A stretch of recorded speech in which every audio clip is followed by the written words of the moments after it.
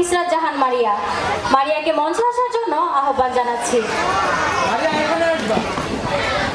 পরবর্তীতে প্রস্তুত থাকবে হাইনু মারমা।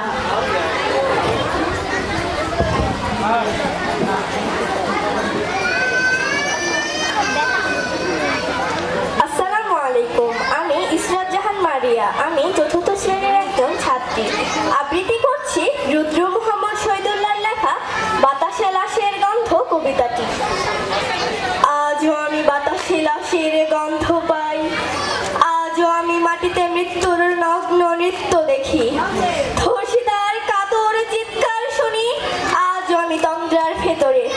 এদেশ কি ভুলে গেছে সেই দুঃস্বপ্নের রাত, সেই রক্তাক্ত সময়? বাতাসে লাশের গন্ধ ভাসে, মাটিতে লেগে আছে রক্তের দাগ। এই রক্ত মাখা মাটির ললার ছুঁয়ে একদিন যারা বুক বেঁধেছিল, জীর্ণ জীবনের পূজে তারা খুঁজে নেন সিদ্ধ আধার। আজ তারা আলোহীন খাঁচা ভালোবেসে জেগে থাকে রাত্রির গুহায়।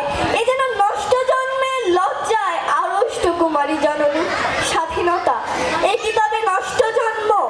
এ কি তবে পিতাহীন জননীর লজ্জার ফসল? জাতির পতাকা খামছে ধরেছে আজ সেই পুরনো শকুন। জাতির পতাকা খামছে ধরেছে আজ সেই পুরনো শকুন। জাতির পতাকা খামছে ধরেছে আজ সেই পুরনো শকুন। বাতাসে লাশের গন্ধ, নিয়ন আলোয় তবু নর্তকীর দেহে দুলে মাংসের তুফান। মাটিতে রক্তের দাগ, চালের গুদামে তবু জমা হয় অনাহারী মানুষের হাড়। এ চোখে ঘুম আসে না, সারা রাত আমার ঘুম আসে না। তন্দ্রার ভেতরে আমি শুনি ধর্ষিতার করুণ চিৎকার, নদীতে পানার মতো ভেসে থাকা মানুষের পচা লাশ। মুন্ডহীন বালিকার কুকুরে খাওয়া বিভৎস শরীর ভেসে ওঠে চোখের ভেতরে। আমি ঘুমোতে পারি না, আমি ঘুমোতে পারি না।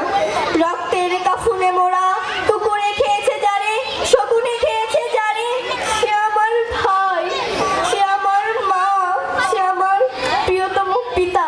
স্বাধীনতা, সে আমার স্বজন, হারিয়ে পাওয়া একমাত্র স্বজন।